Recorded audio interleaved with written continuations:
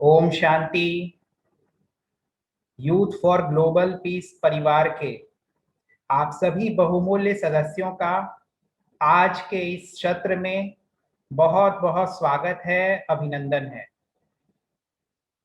आज सर्वप्रथम हम एक बहुत सुंदर गीत के द्वारा आज के सत्र की शुरुआत करेंगे।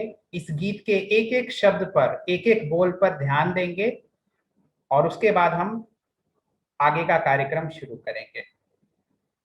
होगा सद्गुण के सुंदर फूलों से होगा जीवन तुम्हारा खुशबूदार खुशबूदार। बांधो बांधो बांधो बांधो ओ बांधो बांधो भाई बांधो अपने द्वार सद्गुणों की बंधनवार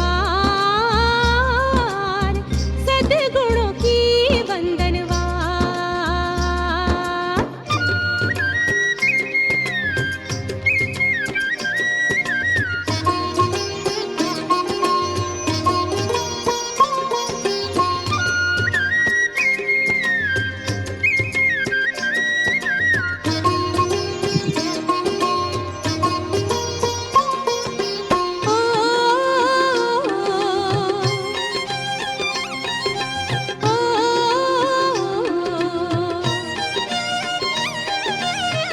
अपने विचारों में बसा लो रे पवित्रता वाणी में भर लो मिठास और अमृता।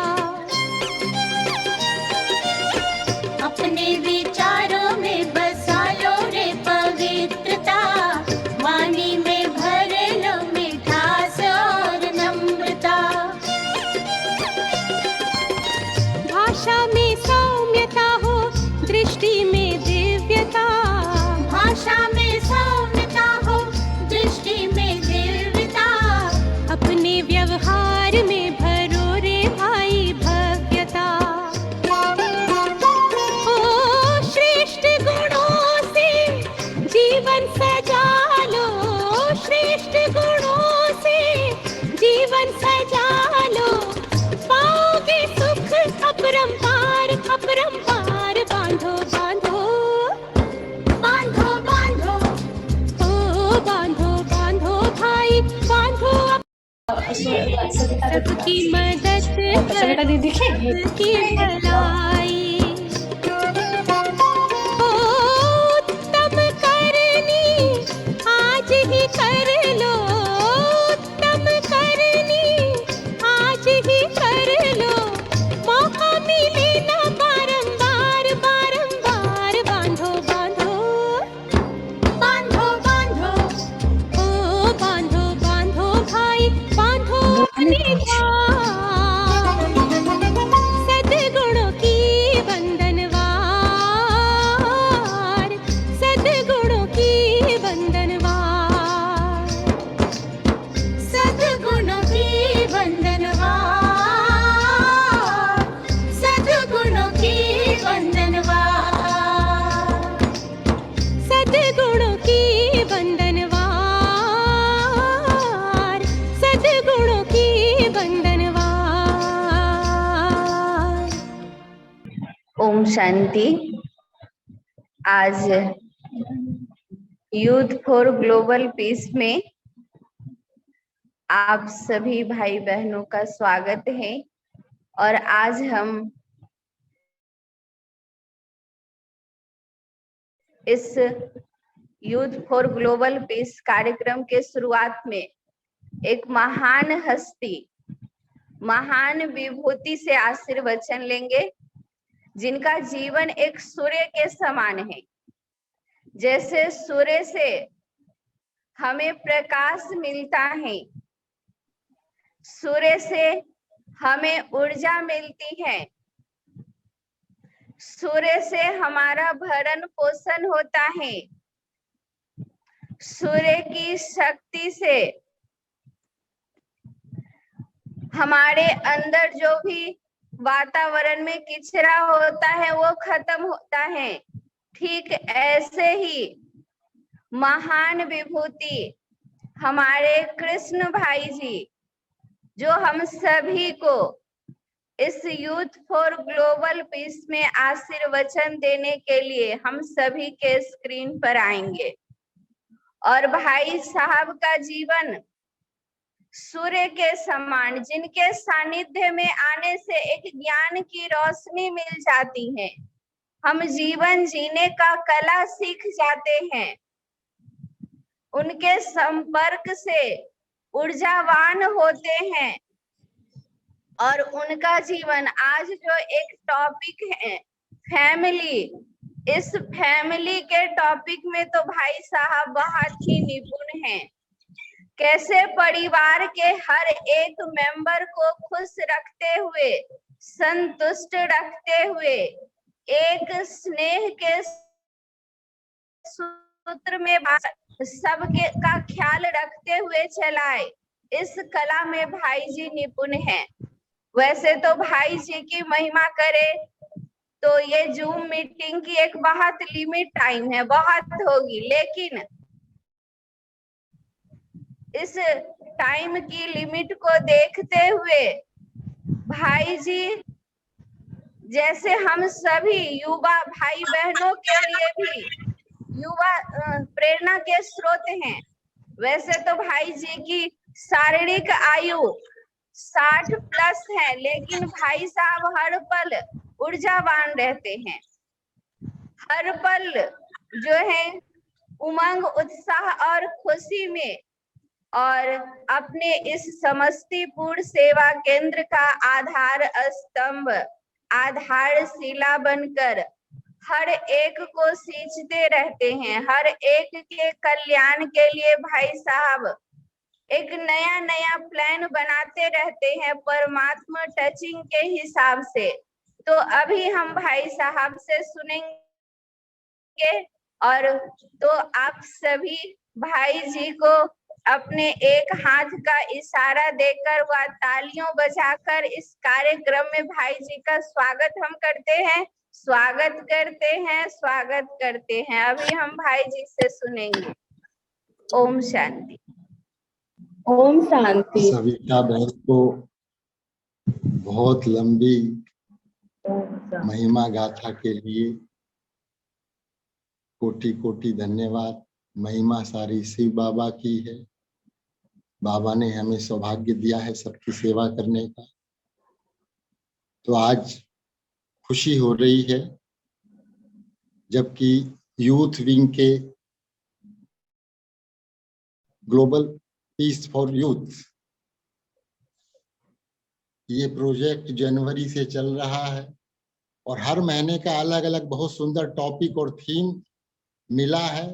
हमने भी बहुत ध्यान से सुना है, समझा है, हमको भी बहुत सारी प्रेरणाएं मिली हैं। ठीक है।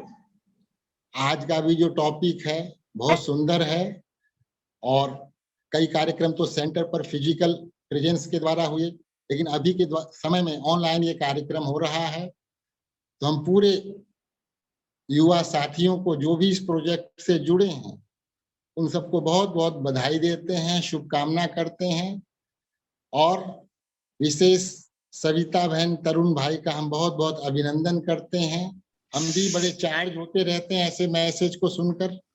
तो हमारी शुभकामना है, हमारे दिल की भावना है कि आप सभी हमारे युवा साथी इस प्रोजेक्ट से लाभान्वित होते रहिए और भी युवाओं को इससे जोड़कर वर्तमान नकारात्मक समय में, निराशावादता के समय में एक आशा की किरण जगाइए और सबके दिल में एक ऐसी भावना जगाइए कि हम इस संसार को बहुत ही श्रेष्ठ बनाकर ही रहेंगे। इसके लिए जीवन मूल्य जो भगवान से हमें मिल रहे हैं उन मूल्यों को जीवन में धारण करके हम सबके आगे रोल मॉडल बनेंगे। फिर से आप सबको बहुत बहुत शुभकामनाएं, बधाई। ओम शांति।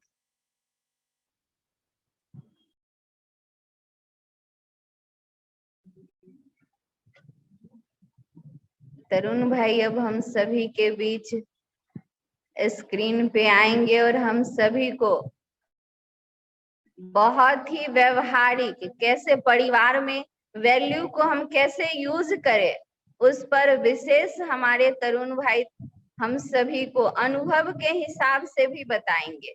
ओम शांति। ओम शांति।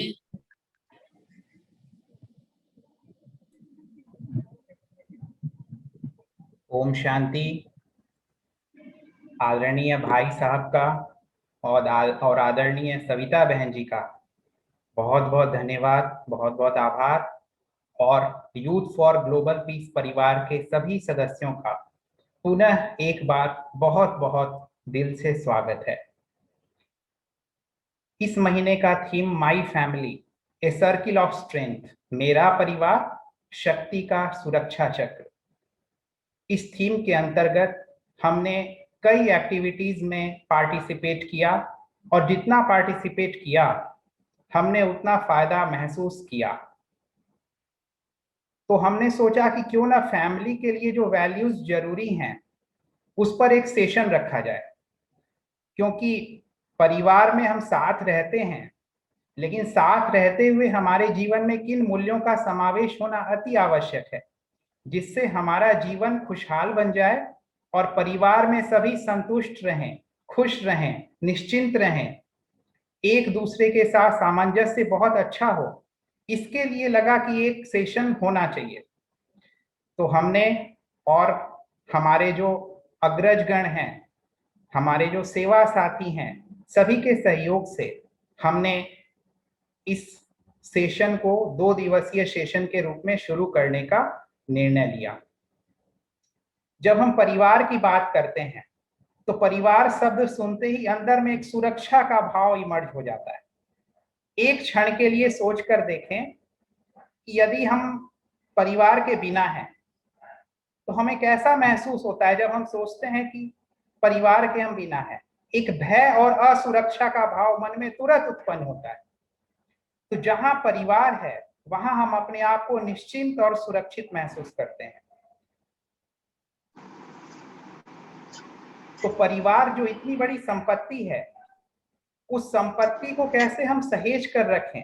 कई बार हमारे पास बहुत सारा पैसा लॉकर में होता है, लेकिन अगर हमें पता नहीं हो कि इतना बड़ा रकम हमारी लॉकर में है तो हम उसका उपयोग नहीं कर सकते, और जब उपयोग नहीं कर सकते तो उसका फायदा भी नहीं ले सकते।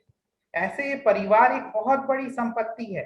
परिवार के एक एक सदस्य के लिए परिवार बहुत बड़ी संपत्ति है, लेकिन जब हमको इसका अंदर से एहसास होता है तब हम इसकी वैल्यू को समझते हैं, और इस वैल्यू को समझने के लिए फैमिली वैल्यूज को समझना जरूरी है। देखिए, हम सभी की एक पहचान है। जैसे किसी व्यक्ति की पहचान क्या होती है, कहते हैं कि ये बड़े कर्मठ हैं। किसी व्यक्ति के लिए कहते हैं ये बड़े मिलनसार हैं। किसी के लिए कहते हैं कि ये बड़े खुशनुमा हैं। सभी की पहचान सभी के व्यक्तिगत मूल्यों के आधार से होती है। ऐसे ही परिवार की भी पहचान पारिवारिक मूल्य के आधार पर होती है। जैसे किसी परिवार के लिए कहते हैं बड़ा गुणी परिवार है, बड़ा सात्विक परिवार है, इस परिवार में सब मिलजुल के रहते हैं, इस परिवार में एकता है। तो ये परिवार की पहचान है। तो अगर आप सोचिए कि हमारे अंदर कोई मूल्य नहीं है तो उस आधार पर हमारी पहचान नहीं हो सकती। परिवार के अंदर जो मूल्य हैं उस आधार से उसकी पहचान होती है। हमारे अंदर जो मूल्य हैं उस आधार से हमारी पहचान होती है। तो वास्तव में हमारी मूल्य ही हमारी पहचान है। इस मूल्य के बिना हमारा जीवन जैसे कि निरर्थक हो जाता है, कोई अर्थ नहीं रह जाता है। तो आज हम परिवार को बहुत अच्छी रीति से चलाने के लिए हमारे अंदर किन वैल्यूज का होना चाहिए उसके बारे में हम थोड़ा विस्तार से समझते हैं। सबसे पहले जो वैल्यू हम सब के अंदर पारिवारिक रूप में दिखनी चाहिए वो है प्रेम, लव। जैसे एक मकान बनता है, मकान बनने में हम बालू लेते हैं, बजरी लेते हैं, पानी लेते हैं, गिट्टी लेते हैं, ऐसे अनेक सामग्रियां लेते हैं, लेकिन इन सभी चीजों को जोड़ने का काम करता है सीमेंट। तो ऐसे ही परिवार में एक दूसरे को जोड़ने का काम ये प्रेम करता है। प्रेम एक ऐसी सुंदर अनुभूति है जो इस संसार को रहने लायक बनाती है। जहां प्रेम नहीं वहां इंसान तो क्या, वहां जानवर भी रहना पसंद नहीं करते। तो प्रेम क्या है? प्रेम एक धागे की तरह है, और ये एक ऐसा धागा है जो परिवार के सभी बहुमूल्य सदस्य रूपी मोतियों को एक साथ पिरोकर रखता है। तो सच्चा प्रेम हम किसे कहेंगे? सच्चा प्रेम ऐसा प्रेम है जिसमें निस्वार्थ भाव होता है, जिसमें देने का भाव होता है, जिसमें त्याग भावना होती है, जो स्वतः स्फूर्त होता है। इस पारिवारिक भावना की अनुभूति के लिए ये जो प्रेम का भाव है, आप सभी को आवाज स्पष्ट सुनाई दे रही है? हमारी हैंड रेस करेंगे अगर स्पष्ट आवाज सुनाई दे रही है तो। सभी को आवाज स्पष्ट आ रही है? Thank you, thank you.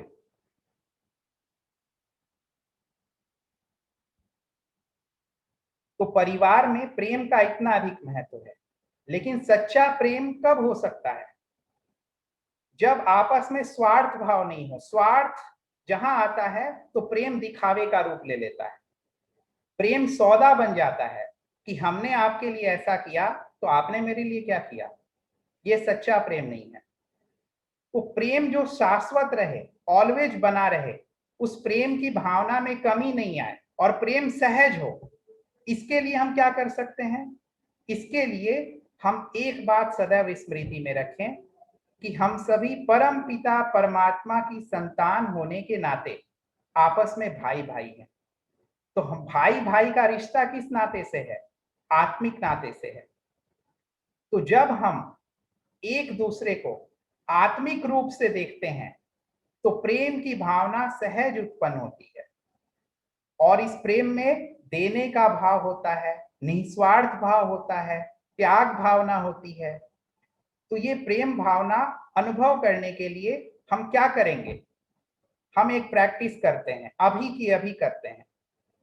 हमारे परिवार में जितने सदस्य हैं सभी को बारी बारी से अपने स्मृति पटल पर लाएं और उन्हें आत्मिक दृष्टि से देखने का अभ्यास करें कि ये आत्मा है। कैसे देखें? जैसे ये स्लाइड पर देखिए, एक भाई दिख रहे हैं, इनके मस्तिष्क के बीचों बीच आत्मा चमकती हुई दिखाई दे रही है। तो ऐसे हम परिवार के एक एक सदस्य को अपनी स्मृति पर लाएं और उन्हें भ्रिकुटी के मध्य ऐसे चमकता हुआ सितारा देखें कि मेरे माताजी ये भी आत्मा है, मेरे पिताजी ये भी आत्मा है, मेरे भ्राता ये भी आत्मा है, और जितने रिलेटिव हैं आपके सभी को सामने लाएं और उन्हें आत्मिक दृष्टि से देखें। हम 10 सेकंड तक ये अभ्यास करते हैं।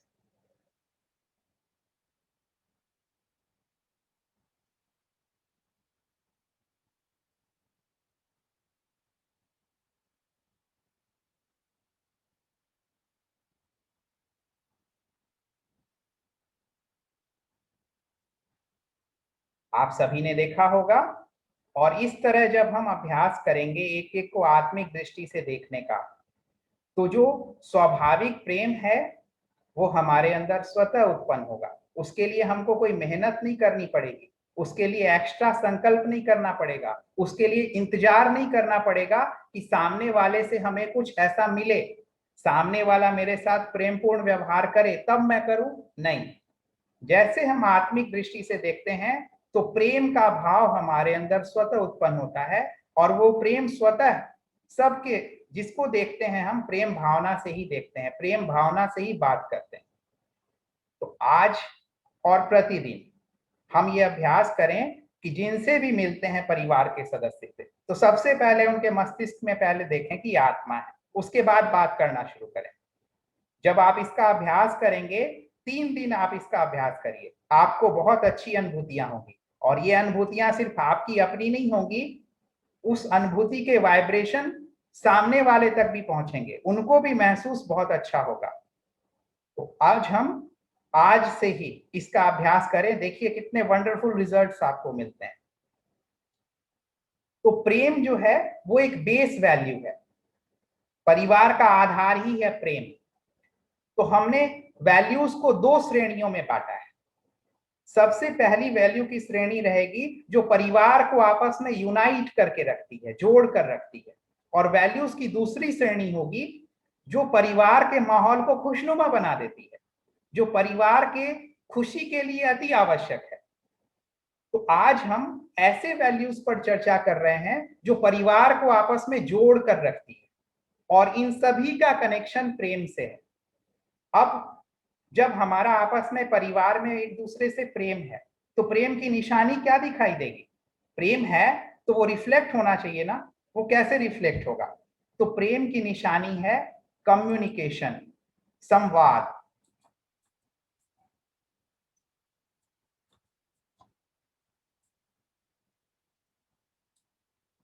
जहां प्रेम भावना होगी वहां आपस में बहुत अच्छी बातचीत होगी। तो ये कम्युनिकेशन कैसी होनी चाहिए? परिवार में 1 to 1 होनी चाहिए। मतलब परिवार में जितने सदस्य हैं सबसे हमारा 1 to 1 एक दूसरे से कम्युनिकेशन होना चाहिए। किसी को ये नहीं लगना चाहिए कि ये मेरे से बात नहीं करते हैं। तो हमारा एक एक से कम्युनिकेशन हो। और कम्युनिकेशन कैसा हो? कम्युनिकेशन में दो बातें आती है, एक तो हमारे शब्द और एक हमारे शब्दों के पीछे छिपे हुए भाव। तो दोनों स्पष्ट होने चाहिए। हम जो बोलना चाहते हैं वो हमारे शब्दों से प्रकट होना चाहिए, और हमारे शब्द भी गिने चुने अच्छे शब्द होने चाहिए। शब्दों का चयन भी अच्छा होना चाहिए।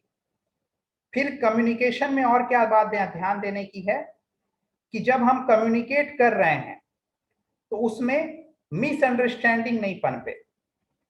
जैसे हम किसी को कम्युनिकेट करते हैं कोई बात, तो कम्युनिकेट करते हुए अपनी बात को इतने स्पष्ट रीति से रखें कि उसमें कोई गलतफहमी उत्पन्न होने की गुंजाइश ना हो। और जब हम एक दूसरे के साथ कम्युनिकेट नहीं करते हैं, परिवार में किसी के साथ कम्युनिकेशन गैप जैसे ही होता है, तो वहां मिसअंडरस्टैंडिंग और कंफ्यूजन को उत्पन्न होने का मौका मिल जाता है। इसीलिए एनी हाउ, मान लीजिए परिवार में किसी सदस्य को किसी कारण से वो बोलना नहीं चाह रहे हैं, तो ऐसा नहीं है कि आप इंतजार करें कि वो ठीक हो, वो बोलना शुरू करें तब हम बोले। नहीं, हम पहल करके उनसे बातचीत शुरू करें। तो इस तरह क्या होगा? कम्युनिकेट जैसे करते हैं तो अंदर की जो भी भावनाएं, कोई भी मिसअंडरस्टैंडिंग, कोई भी गलत भावना उत्पन्न होती है वो मिट जाती है। क्योंकि बातचीत एक ऐसा रास्ता है जिससे किसी भी प्रकार की उलझन को, किसी भी प्रकार की दुविधा को सहज मिटाया जा सकता है। अब बातचीत में ये बात भी ध्यान रखनी है कि अगर कहीं से कोई हमें कम्युनिकेट करता है किसी की और के बारे में, तो किसी और के बारे में कुछ कोई बतलाता है तो हमें उसको ट्रिपल फिल्टर टेस्ट से होकर गुजारना चाहिए। 3 फिल्टर से उसको गुजारना चाहिए। तो 3 फिल्टर क्या हो सकते हैं? सबसे पहले हमें ये चेक करना चाहिए कि क्या जो बात कही जा रही है वो बात सत्य है। तो इसको कहते हैं ट्रूथफुलनेस टेस्ट। सत्य है, अच्छा, मान लिया जाए सत्य नहीं है, फिर अगला फिल्टर टेस्ट पर आते हैं। क्या ये जो बात सामने वाला कह रहा है किसी और के बारे में, ये बात अच्छी है? ये दूसरा फिल्टर टेस्ट हुआ। ठीक है, मान लिया अच्छी है या नहीं है। अब तीसरा फिल्टर टेस्ट, जो बात कही जा रही है क्या ये बात उपयोगी है? मतलब हम किसी की भी बात सुने तो उसको ट्रिपल फिल्टर से होकर गुजारें। क्या ये बात सत्य है? क्या ये बात अच्छी है? क्या ये बात उपयोगी है? अगर इस तीनों में से कोई भी नहीं है, किसी भी फिल्टर से होकर वो बात नहीं क्रॉस कर पाती, तो हमें उस बात को नहीं सुनना है, क्योंकि इससे हमारी टाइम का लॉस हो रहा है और इससे हमारे रिलेशनशिप पर इफेक्ट आ सकता है। इसीलिए कम्युनिकेट करते हुए हम ये ध्यान रखें कि किसी भी बात को सुनते हुए हम इसको ट्रिपल फिल्टर टेस्ट से होकर जरूर गुजारें। अच्छा, कम्युनिकेट का अर्थ ये भी है कि हम कभी किसी से बात नहीं कर सकते, तो एक स्माइल भी एक कम्युनिकेशन का जरिया है। तो हम बातचीत नहीं कर सकते तो हम स्माइल जरूर करें। एक दूसरे को देखकर प्रतिदिन किसी न एक समय स्माइल जरूर करें। तो स्माइल भी क्या होती है? शुभ भावनाओं का एक संवाहक है स्माइल। तो ये स्माइल भी बहुत अच्छा कम्युनिकेशन का मीडियम है। फिर अगला वैल्यू है कोऑपरेशन, सहयोग। परिवार में प्रेम का अर्थ क्या है? प्रेम का रिफ्लेक्शन कैसे होगा? सहयोग से होगा। हम एक दूसरे को सहयोग करेंगे। जहां प्रेम है वहां सहयोग है। सहयोग की निशानी क्या दिखाते हैं? ये हाथ की 5 अंगुलियां। देखिए, इसमें कोई अंगुली बड़ी है, कोई छोटी है, कोई मोटी है, कोई पतली है, लेकिन इनमें से हर एक उंगली महत्वपूर्ण है। कोई एक अंगुली भी नहीं होगी तो उसकी कमी हमें खलेगी। ऐसे परिवार में एक एक सदस्य की वैल्यू को समझना, उसके सहयोग को वैल्यू देना, ये क्या है? सहयोग की निशानी है। सहयोग क्या बोलता है कि जहां जरूरत है वहां लग जाओ। परिवार में हमें जहां जरूरत है, जहां किसी को जरूरत है वहां हम लग जाएं, वहां उनको सहयोग करने लगे। तो ये सहयोग क्या है? प्यार की निशानी है। Love in action is cooperation. कार्य में प्रेम कैसे दर्शाएगा, कैसे अनुभव होगा लोगों को? तो ये सहयोग के माध्यम से ही अनुभव होगा। इसलिए हम आपस में एक दूसरे के सहयोगी बने। सहयोग देना भी महत्वपूर्ण है तो सहयोग लेना भी महत्वपूर्ण है। अगर हम ये नहीं सोचें कि मैं तो इसे कर ही सकता हूं, मैं किसी और का सहयोग क्यों लूं। अगर कोई दिल से सहयोग कर रहा है तो आप उसका सहयोग अवश्य लें। यह आपके खुले दिल को दर्शाता है। परिवार सहयोग से ही चलता है। इसलिए हमें कोऑपरेशन के इस गुण को अपने जीवन में बहुत महत्वपूर्ण स्थान देना है। फिर अगला गुण है टॉलरेंस, सहनशीलता। एक बार, ये 15वीं सदी की बात है, जापान में एक परिवार बहुत प्रसिद्ध हुआ करता था। वो प्रसिद्ध क्यों हुआ करता था?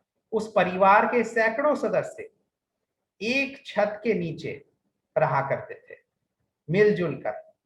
तो परिवार के बड़े बुजुर्ग से एक बार किसी व्यक्ति ने पूछा कि आप सभी इतनी बड़ी संख्या में मिलजुल कर रहते हैं, आपका आपस में कभी भी कोई झगड़ा नहीं होता, क्या कारण है इसका? इसके 3 सबसे बड़े कारण आप मुझे लिख कर दीजिए।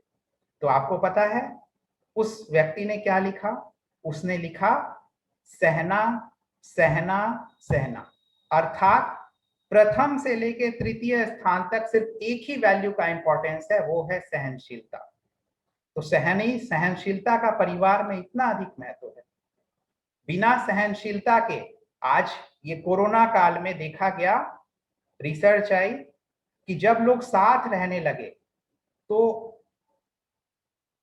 लोगों के अलगाव के बहुत सारी शिकायतें आने लगी। उसका सबसे बड़ा कारण क्या है? परिवार जो बिखर रहे हैं उसका सबसे बड़ा कारण क्या है? सहनशीलता की कमी। तो जैसे हमारे अंदर सहनशीलता आती जाती है तो हमारे अंदर शुद्धि आती जाती है। सहनशीलता एक गुण भी है तो एक शक्ति भी है। जैसे सोना, उसको अग्नि में डाला जाता है तो उसकी सारी अशुद्धियां, जो भी अलॉय होती है, वो निकल जाती है, शुद्ध कुंदन बनकर वो निकलता है।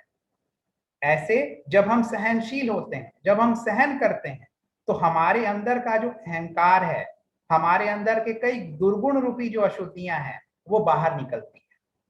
इसलिए सहनशीलता के लिए कहा गया है, सहना जीवन का गहना है। जीवन में रहना है तो सहना है। तो हमें सहनशीलता को अपने जीवन में अवश्य महत्व देना है। किसी ने कुछ कहा तो अगर हम तुरंत रिएक्ट करते हैं तो क्या ये दर्शाता है? हमारे अंदर सहनशीलता की कमी है। तुरंत नाराज हो जाते हैं, तुरंत मूड ऑफ कर लेते हैं, तो ये सहनशीलता की कमी को दर्शाता है। लेकिन हम एक बार सहनशील होकर देखें, इससे संबंधों में कितनी मधुरता आती है। बड़े बुजुर्गों से हम सीख सकते हैं कि उन्होंने परिवार को इकट्ठा रखने के लिए कितना सहन किया, और ये सहनशीलता ही होती है जो परिवार के लिए एक ढाल का काम करती है, सुरक्षा कवच का काम करती है। किसी भी बाहरी परिस्थिति में हमें अपनी सहनशीलता को बढ़ा लेना होता है। तो क्यों ना हम परिवार में रहते हुए एक दो के बीच सहन करते रहें। और सहन करने का अर्थ घुटना नहीं है, अंदर ही अंदर हम घुट रहे हैं, नहीं। सहन करना मतलब खुशी खुशी सहन करना, हमको सहन करते हुए तकलीफ नहीं हो रही है, तो ये है सहन करना। तो सहन शक्ति हमारे अंदर कैसे आएगी? एक तो अभ्यास से आएगी, दूसरों बड़ों को देखकर आएगी, और जो राजयोग की विधि बताई जाती है इस ईश्वरीय विश्वविद्यालय के द्वारा, उसके द्वारा हमारे अंदर सहन शक्ति बहुत सहज रूप से आती जाती है। हमको ऐसा लगता है जैसे हम सहन नहीं कर रहे हैं, ये तो मेरा वास्तविक गुण है सहन करना। तो अभी हम अपने आप को देखें कि हम किन किन बातों में सहनशील नहीं हो पाते हैं। आप सभी ने चेक किया कि हम कितने सहनशील हैं, कौन कौन सी बातें हमें सहन होती है, कौन कौन सी बातें सहन नहीं होती है, किनको हम सहन कर पाते हैं और किनको हम सहन नहीं कर पाते हैं। चेक करें क्यों नहीं कर पाते हैं। अपनी सहनशीलता को थोड़ी और बढ़ा लीजिए। अपनी सहनशीलता को जितना हम बढ़ाते हैं, स्वयं के लिए और परिवार के लिए हम सुख सुनिश्चित करते हैं, उनकी खुशी सुनिश्चित करते हैं। तो ये है सहनशीलता।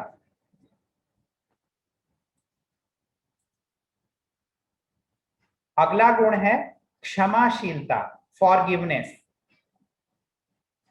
अगर प्यार है तो क्षमा करना बहुत सहज हो जाता है, क्योंकि जिनको हम अपना समझते हैं उनकी गलती हमें अपनी गलती लगती है, और किसी की गलती जब होती है तभी उनको क्षमा करने की बात आती है। तो इसीलिए जब हम किसी परिवार में किसी सदस्य की कमी को, किसी की गलती को भी जब हम अपनी गलती समझेंगे तो क्षमा करना बड़ा सहज हो जाएगा। क्योंकि जैसे हमने हाथ का एग्जाम्पल दिया कि अंगुलियां 5 अलग अलग दिखती हैं, लेकिन ये एक हाथ का ही अंग है। ऐसे परिवार के एक एक सदस्य परिवार का ही अंग है, एक एक अंग का बड़ा महत्व है। तो इसीलिए जैसे एक अंगुली को कोई चोट लगी तो पूरा दर्द महसूस होगा ना, ऐसे परिवार के किसी एक सदस्य की गलती हमें अपनी गलती लगे, उनकी कमी हमें अपनी कमी लगे, तो क्षमा करना सहज हो जाएगा। क्षमा करने की जब बात आती है तो सबसे पहले हम स्वयं को क्षमा करना सीखें। स्वयं को क्षमा करने का क्या अर्थ है कि हमसे कोई गलती हुई तो उस गलती को बार बार सोचकर हम निराश नहीं हो रहे हैं, हम दुखी नहीं हो रहे हैं, हम स्वयं को प्रताड़ित महसूस नहीं कर रहे हैं। क्षमाशीलता का अर्थ है कि हमने अपनी गलती से शिक्षा लेकर अपने आप को क्षमा कर दिया, उस बात को भुला दिया। तो ये है स्वयं को क्षमा करना। फिर दूसरों को क्षमा करना। तो दूसरों को क्षमा करने का क्या अर्थ है कि हमने उनको क्षमा ऐसे किया कि हम जैसे पहले उनको प्यार कर रहे थे, पहले उनके साथ स्नेह से रह रहे थे, बिल्कुल उनके साथ स्नेह से रह रहे हैं, कोई कमी नहीं आ रही है उसमें। हमने ये दोहा सुन लिया कि रहीमन धागा प्रेम का मत तोड़ो चटकाए, टूटे से फिर न जुटे जुड़े गांठ पड़ जाए। तो ये रहीम की ओपिनियन थी, ये उनकी अपनी राय थी।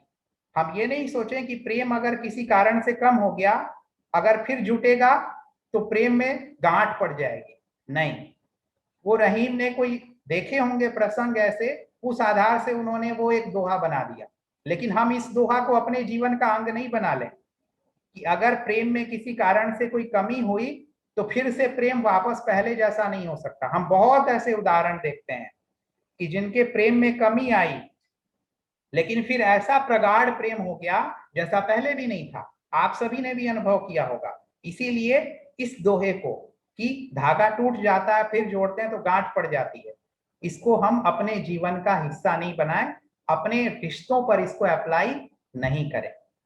तो फॉरगिवनेस, क्षमा हमारे जीवन का परिवार में हिस्सा हो जाना चाहिए। तो अभी हम इस क्षमा भाव को भी प्रैक्टिकली अनुभव करेंगे। हम अपने स्मृति के एल्बम में परिवार के एक एक सदस्य के पन्ने को उल्टाएं और आपको लगता है कि जहां आपने किसी को क्षमा नहीं किया या किसी से क्षमा नहीं मांगी, तो उस पन्ने पर रुक जाएं, उनको सामने देखते हुए रुक जाएं और उन्हें दिल से क्षमा करें। आपसे जो भी गलती हुई उसके लिए मैं आपको दिल से क्षमा करता हूं, क्षमा करती हूं। मेरे दिल में आपके लिए कोई भी ऐसी वैसी भावना नहीं है। और ऐसा कहते हुए उस परिवार के बहुमूल्य सदस्य के पन्ने को बहुत प्यार से सहलाएं, जैसे कि आपने दिल में उनके लिए जो भी भावनाएं थी उसको साफ कर दिया। प्यार करते हुए ऐसा महसूस करें। और परिवार के किसी सदस्य को आपने कुछ ऐसा कहा है जिससे आपको लगता है कि मुझसे गलती हुई है, तो उस पन्ने को उल्टाते हुए उन्हें दिल से उनसे क्षमा मांगे।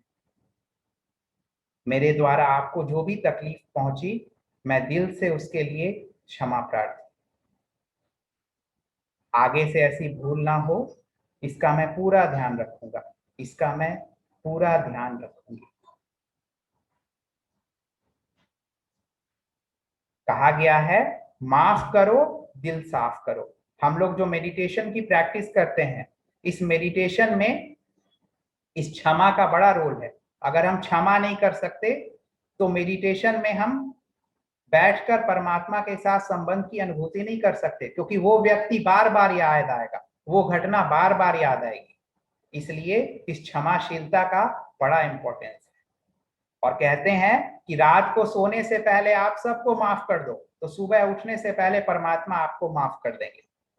जैसे सोफे पर गंदगी लग जाती है तो आप उसको तुरंत साफ करते हैं ना कि ये दाग नहीं पड़ जाए, ऐसे आपके दिल में किसी के लिए कोई ऐसी भावना आई, उसको आप तुरंत साफ करें। माफ करें, दिल साफ करें। प्यार का अगला गुण है जो रिफ्लेक्ट होता है, वो है त्याग। जहां प्यार होता है, त्याग करना बड़ा सहज होता है। सर्दी गर्मी कोई भी चीज हमें त्याग, इस परिस्थितियों में त्याग करना पड़े, हम सहज रूप से त्याग करते हैं। लेकिन त्याग जोर जबरदस्ती से नहीं हो सकता। जहां अपनापन है वहां त्याग स्वतः होता है। और ये त्याग का सुख जिसने अनुभव किया, उसके आगे जो बहुत धन वैभव है उसके सुख भी फीके हैं।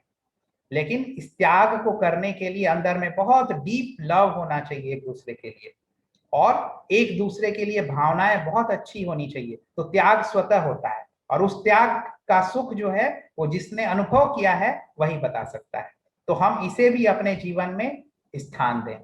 आप जो जो वैल्यूज देख रहे हैं, उन सभी वैल्यूज को अगर आप डायरी पेन सामने रखे हैं तो नोट भी कर सकते हैं। अगर हम प्रेम को एक छत के रूप में माने, जिस छत की छत्र छाया में हम अपने आप को सुरक्षित महसूस करते हैं, अच्छा महसूस करते हैं, तो उस छत के अगर पिलर्स की बात करेंगे तो उस छत के 4 वैल्यू है पिलर। वो 4 वैल्यू कौन है? एक्सेप्टेंस, स्वीकार्यता, पेशेंस, धैर्यता, यूनिटी, एकता, और ट्रस्ट, विश्वास। तो सबसे पहले हम बात करते हैं एक्सेप्टेंस की। एक्सेप्टेंस क्या है? अमेरिका में एक प्रार्थना बहुत प्रचलित है, हे ईश्वर मुझे इतना साहस देना कि जिन परिस्थितियों को मैं बदल सकता हूं उन्हें बदल सकूं, और इतनी मुझे स्वीकार्यता का भाव देना कि जिन परिस्थितियों को मैं नहीं बदल सका उन्हें मैं स्वीकार कर सकूं, और इतनी समझ देना, इतनी सुमति सद्बुद्धि देना कि मैं इन दोनों के बीच को फर्क को महसूस कर सकूं कि कहां मुझे परिस्थितियों को बदलना है, कहां मुझे स्वीकार करना है। तो जो जैसा है परिवार में उसको हम स्वीकार करें, कमियों के साथ भी स्वीकार करें। विशेषताओं को तो प्रयोग करते हैं लेकिन कमियों को स्वीकार नहीं करते हैं। हम कमियों के साथ स्वीकार करें, फिर उनको हेल्प करें कि वो कमियां उसकी कैसे निकले, उसको एहसास भी नहीं हो और उसकी कमियां निकलती जाएं। तो ये है एक्सेप्टेंस, ये है स्वीकार्यता। ये बहुत बड़ा गुण है, हम जो जैसा है उसको स्वीकार करते हैं। अगला गुण है पेशेंस, धैर्यता। धैर्यता का क्या अर्थ क्या है? कि जैसे हम रिलेशनशिप में मान लीजिए किसी कारण से किसी से कुछ ऐसी अनबन है, हम अपनी तरफ से प्रयास किए लेकिन हमको तुरंत सफलता नहीं मिली, तो हम अधीर हो जाते हैं कि नहीं, इनके साथ हमारी नहीं बन सकती। धैर्यता बना के रखें, हम अपना प्रयास करते रहें। हम जितना प्रयास करेंगे हमारे अंदर ये गुण बढ़ते जाएंगे, हमारे प्रति सामने वाले का सम्मान बढ़ता जाएगा। भले सामने वाला व्यक्ति उसे अभिव्यक्त नहीं कर रहा है, वो ये दिखा रहा है कि नहीं हम आपको पसंद नहीं करते हैं, लेकिन अंदर ही अंदर वो आपको स्वीकार करता जा रहा है। लेकिन जिस दिन वो आपको स्वीकार करेंगे, दिल से स्वीकार करेंगे, तो फिर ऐसी हमारी घनिष्ठता हो जाएगी जो फिर जिसकी आप कभी कल्पना किया करते थे। तो पेशेंस बहुत चाहिए परिवार में, आपस में संबंध को अच्छा बनाए रखने के लिए। हम किसी भी चीज का रिजल्ट तुरंत नहीं चाहें, समय लगता है। तीसरा है यूनिटी, एकता। हमने बहुत बचपन में कहानी सुनी है, आप सभी ने सुनी होगी कि एक किसान था, वो जब मरणासन अवस्था में था, 4 बेटे थे, चारों को बुलाया, एक एक लकड़ी की एक एक, मतलब उसको क्या कहें, एक छोटे पतली लकड़ी के हिस्से के साथ, है ना। तो बोला कि अब इसको तोड़ो, तो सब तुरंत तोड़ देते हैं, लेकिन अगले ही क्षण कहता है कि अब सबकी गांठ, सबको इकट्ठा करके सबको गांठ बांध दो, अब तोड़ के दिखाओ। तो नहीं तोड़ सकते। तो ये है यूनिटी की पावर।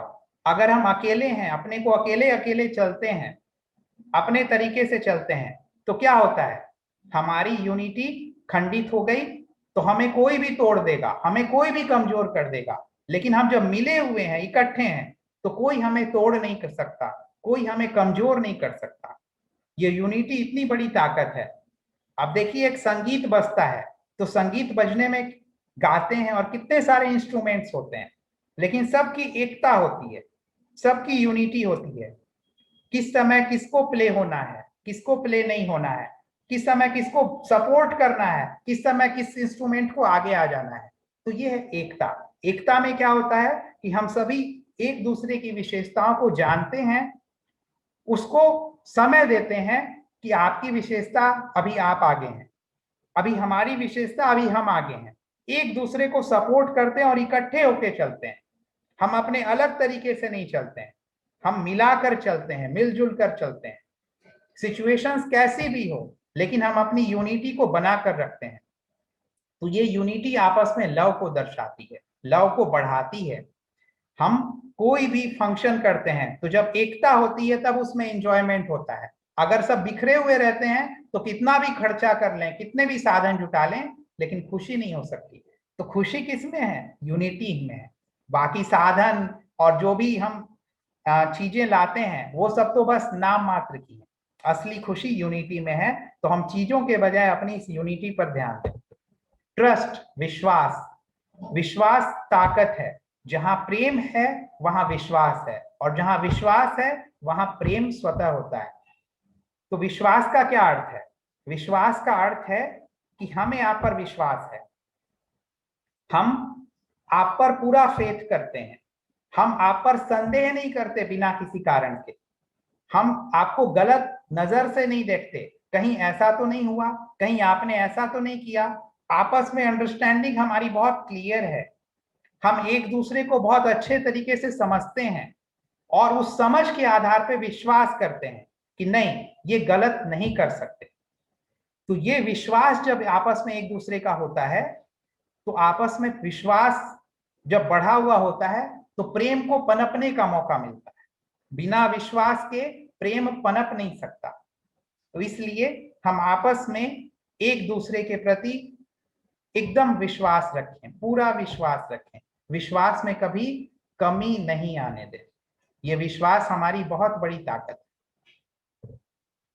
अगला गुण है रिस्पेक्ट। अच्छा, आप सभी जरा सोचिए, रिस्पेक्ट सिर्फ बड़ों को ही देना चाहिए या छोटों को भी देना चाहिए? छोटों को भी जरूरत है रिस्पेक्ट की, या बड़ों को ही सिर्फ रिस्पेक्ट चाहिए? रिस्पेक्ट हमें हर एक को देना है, चाहे वो छोटा है चाहे वो बड़ा है। बड़े को रिस्पेक्ट देने का तरीका अलग होगा, छोटे को रिस्पेक्ट देने का तरीका अलग होगा, लेकिन रिस्पेक्ट हम दोनों को देंगे। और ये रिस्पेक्ट कैसे देंगे? हम स्वयं को भी रिस्पेक्टेड फील करेंगे, हम सेल्फ रिस्पेक्ट में रहेंगे, जिसको परमात्मा पिता कहते हैं कि स्वमान में रहो और सबको सम्मान दो। हम अपने सेल्फ रिस्पेक्ट में रहें और सबको रिस्पेक्ट दें। तो जब हम रिस्पेक्ट देते हैं तो हमें रिस्पेक्ट रिटर्न में मिलता है। और परिवार में एक दूसरे के प्रति जब हमारा रिस्पेक्टफुल बिहेवियर होता है, तो रिस्पेक्टफुल बिहेवियर के कारण हमारे आपस में संबंध बड़े अच्छे रहते हैं, डिस्कनेक्ट कभी नहीं होते हैं हम एक दूसरे से, एक दूसरे के प्रति भाव हमेशा अच्छे बने रहते हैं। इसीलिए हमें अपने अंदर इस रिस्पेक्ट की भावना को कभी भी कम नहीं होने देना है, सदैव बनाकर रखना है और बढ़ाते जाना है। नेक्स्ट है जेनरोसिटी, उदारता। ये उदारता भी बहुत अच्छा गुण है। उदारता का अर्थ क्या है? बड़ी दिल, फ्राक दिल। हमारे पास जो है उसे हम खुशी खुशी औरों के साथ शेयर करने के लिए रेडी हैं। और इसलिए नहीं हम रेडी हैं कि हम जो दूसरों से शेयर करेंगे हमें भी कभी रिटर्न में मिलेगा, नहीं, ये भावना नहीं। लेकिन शेयर करते हुए जो हमें आनंद मिलता है, उस आनंद की अनुभूति भर के लिए हम शेयर करते हैं, क्योंकि ये मेरे अपने हैं। तो ये है जेनरोसिटी। और जेनरोसिटी, उदारता का दूसरा अर्थ ये भी है कि मेरा कुछ भी नहीं है, इस सृष्टि पर जो कुछ भी है सब परमात्मा का है। तो हम जो कुछ भी शेयर कर रहे हैं परमात्मा का ही शेयर कर रहे हैं, क्योंकि हम उनके सभी चीजों के ट्रस्टी हैं। तो हमारा काम ही है जो कुछ है मेरे पास वो शेयर करना। मेरी जो विशेषताएं हैं, मेरे पास जो साधन है, वो हम सबसे शेयर कर रहे हैं। तो ये है जेनरोसिटी। हमने क्या कहा ईश्वर को? तन मन धन सब तेरा, क्या लागे मेरा। तो फिर हम मेरा कैसे समझ सकते हैं? जब मेरा समझते हैं तो फिर हमारी उदारता में कमी आ जाती है, हमारी तंग दिल हो जाती है, हमारी छोटी दिल हो जाती है, मेरे तेरे में हम बट जाते हैं।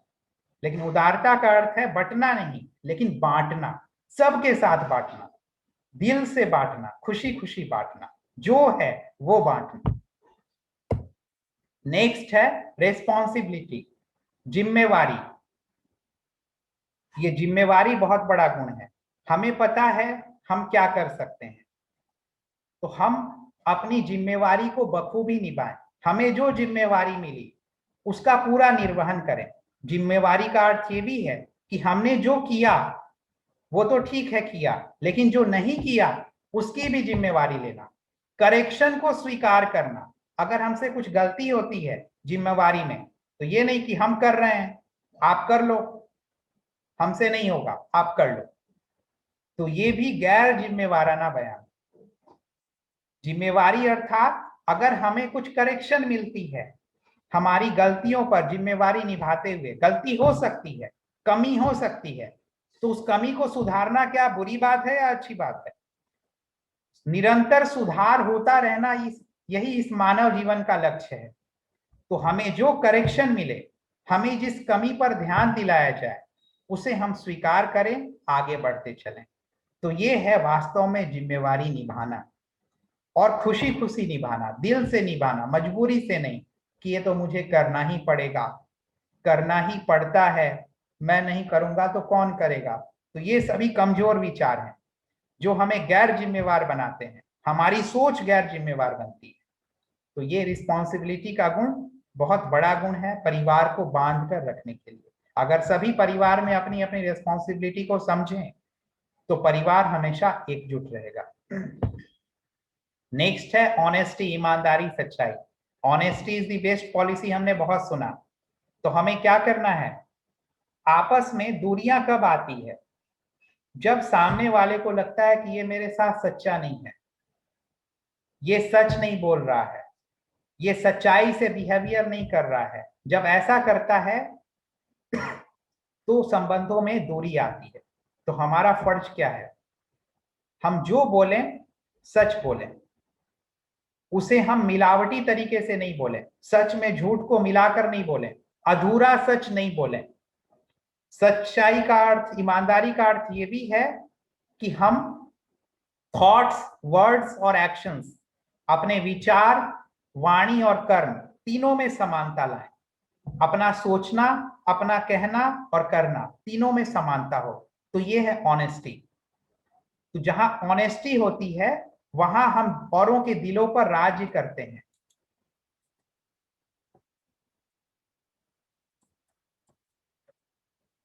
तो इसलिए हमारे अंदर परिवार में साथ रहने के लिए, आपस में संबंध अच्छे रहें, किसी भी तरह की गलतफहमी ना हो और हमें एक दूसरे पर विश्वास बढ़ता जाए, विश्वास बना रहे, इसके लिए हम ईमानदारी को, सच्चाई को अपने जीवन में जरूर धारण करें। और ये ध्यान दीजिए कि सच्चाई के लिए कहा गया है सच तो बिठो नच।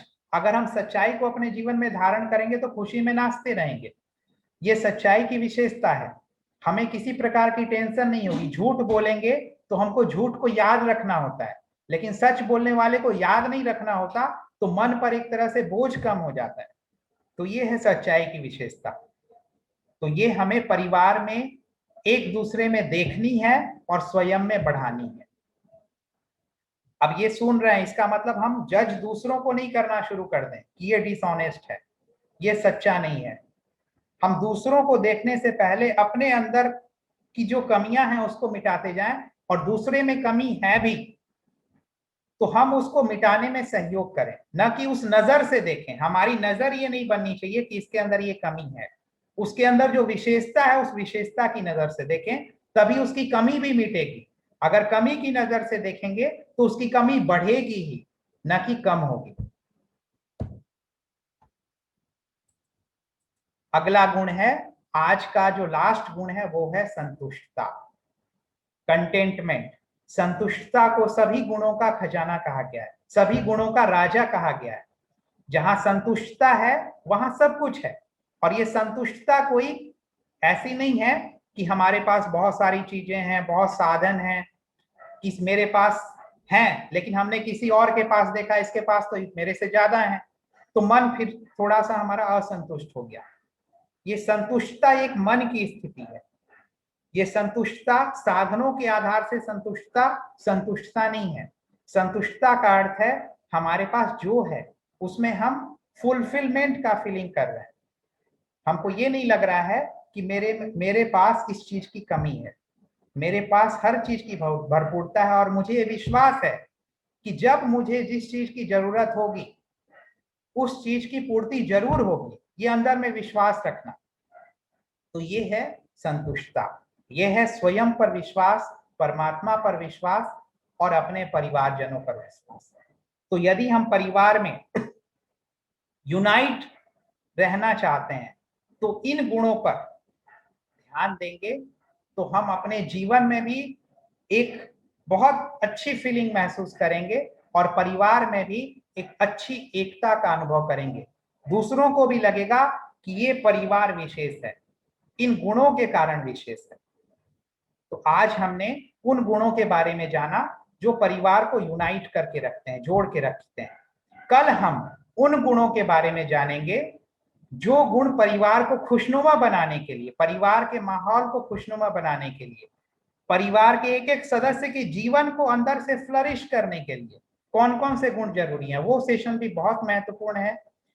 तो अभी हम आज के सेशन के आधार से आदरणीय सविता बहन जी से हम निवेदन करेंगे कि वो आज के सेशन के आधार से आप सभी को बहुत सुंदर एक विजन देंगी और उस आधार पे आप बहुत अच्छा अनुभव करेंगे।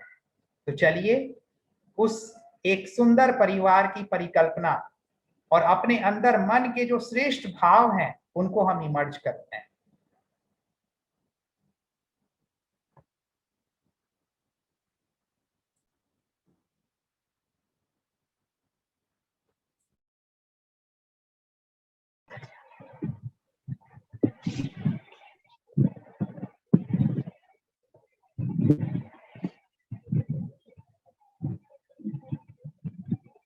ठीक है। ओम शांति। बहुत बहुत धन्यवाद तरुण भाई जी का, जो हम सभी को बहुत ही सुंदर रीति से एक सुखद परिवार, खुशनुमा परिवार, संतुष्ट परिवार और हमारा परिवार परिवार नहीं, घर मंदिर के समान बने। तो ये मंदिर के समान बनने की कला सिखाई आपने, इसीलिए आपको बहुत बहुत धन्यवाद सबके तरफ से। और अभी हम सभी इसी सकारात्मक सोच के साथ एक बहुत सुंदर यात्रा पर चलेंगे, बहुत सुखद यात्रा।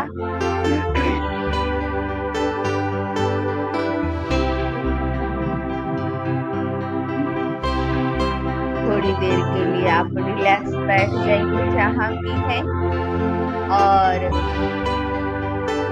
अपने मन के संकल्पों को एकाग्र कर, जैसा जैसा आपको संकल्प मिलेगा आप उस संकल्प को अपने मन में स्वीकार करेंगे और महसूस करते जाएंगे।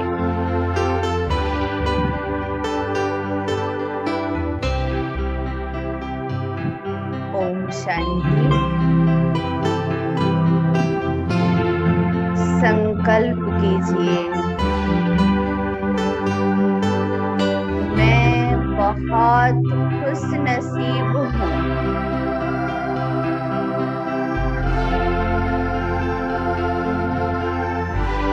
बहुत भाग्यवान हूँ। महसूस करते जाइए, परमात्मा ने मुझे कितना सुंदर जीवन दिया है।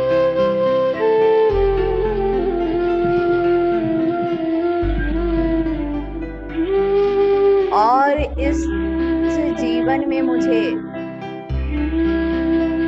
जो कुछ भी दिया है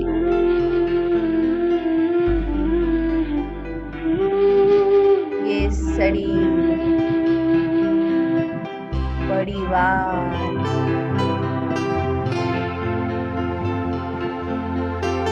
साधन, सुविधाएं,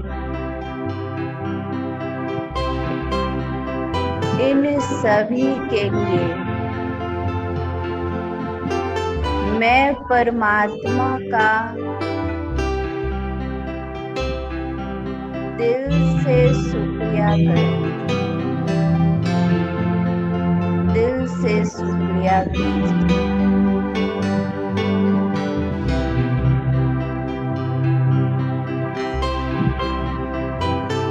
मुझे इस जीवन को और भी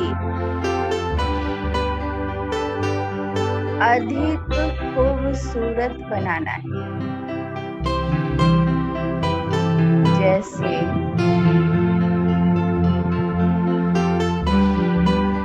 प्रकृति में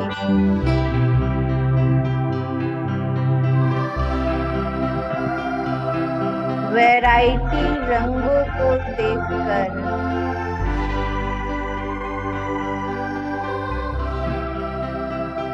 मन कितना हर्षित होता है।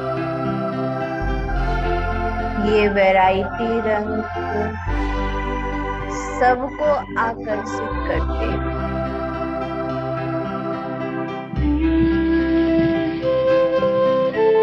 ठीक वैसे ही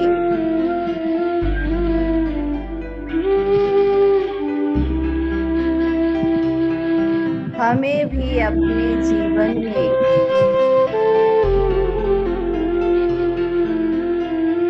अनेक गुणों के रंग से रंग देना है। अपने जीवन को गुणवान,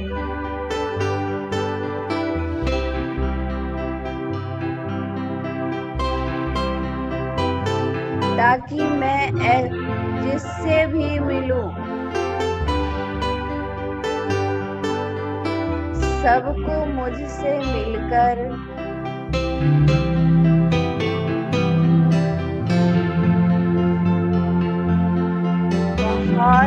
खुशी मिले।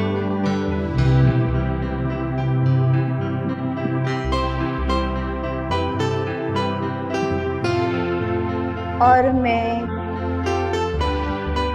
भी खुशी और दुआओं का अनुभव करूं।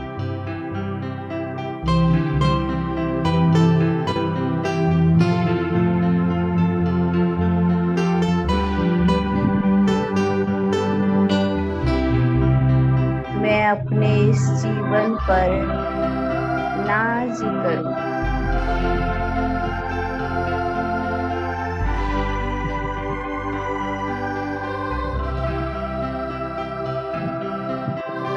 मैं बहुत खुश रहने वाली हूँ। सबको खुशी देने वाली सौभाग्यशाली आदमी महसूस कीजिए।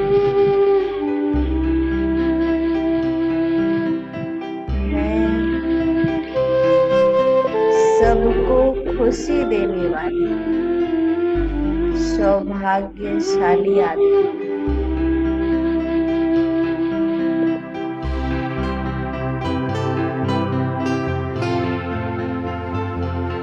मैं परिवार में जिनसे भी मिलती हूँ,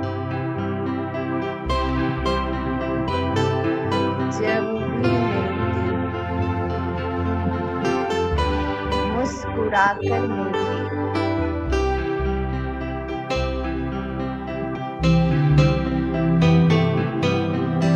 इससे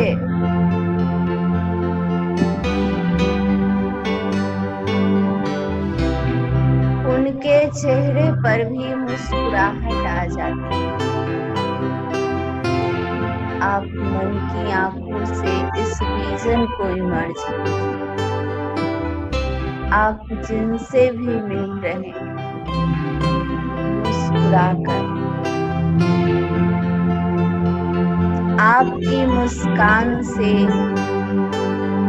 हर एक के चेहरे पर भी मुस्कान छा जाती है।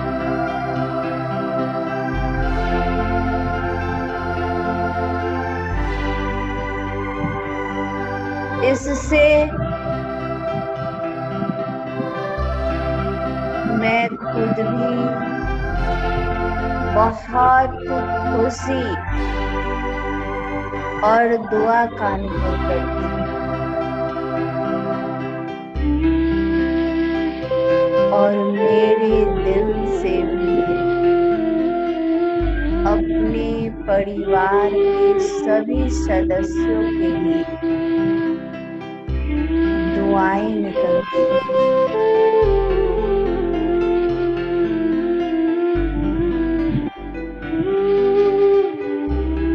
मैं अपने परिवार में सबके साथ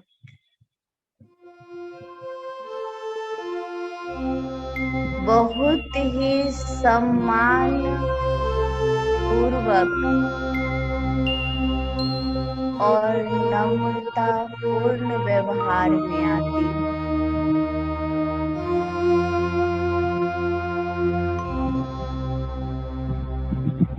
मैं अपने इस सरल व्यवहार से सबके दिलों को जीत लेती हूँ।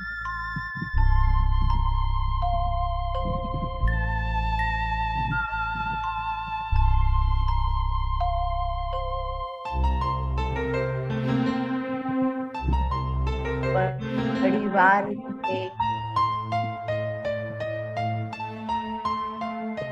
कोई भी छोटे बड़े कार्य में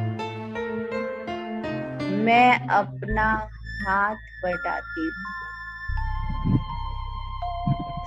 सहयोग करती हूँ, जिससे हमारे परिवार में आपस में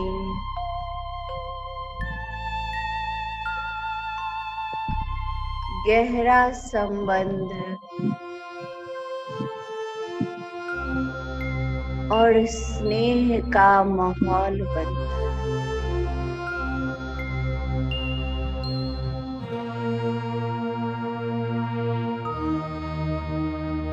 कभी किसी से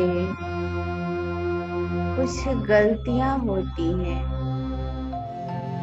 कुछ बातें होते हैं,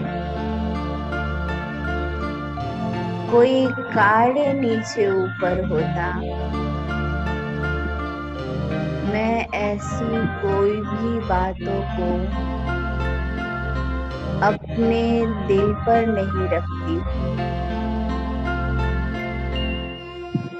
क्योंकि मेरे दिल में अपने परिवार के सभी सदस्य के लिए बहुत बहुत प्यार है। सबके लिए सम्मान है। मैं किसी भी कीमत पर इस प्यार को कम नहीं होने देना चाहती।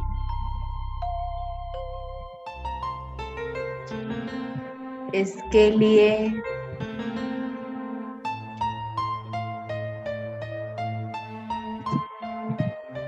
कुछ सहन कर लेती हूँ, कुछ त्याग करती हूँ, कहीं झुकना पड़े, कहीं चुप होना पड़े,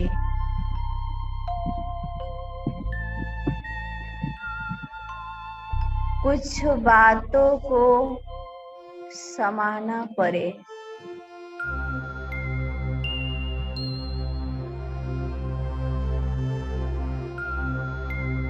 मैं ये सब बहुत प्यार से करती हूँ,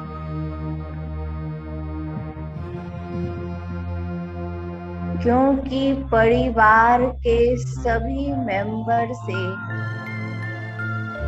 मुझे बहुत प्यार है। मैं सबके चेहरे पर मुस्कान देखना चाहती हूँ। मैं सबका चेहरा मुस्कुराता हुआ देखना चाहती हूँ। सबका मन हर्षित देखना चाहती हूँ।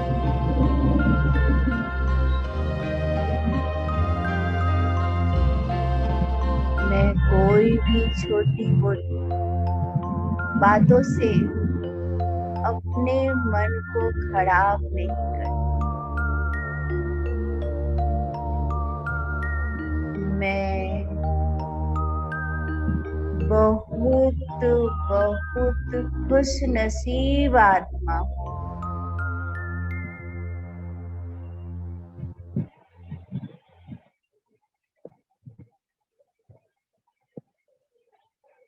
जितना मैं खुशी बांटती हूँ,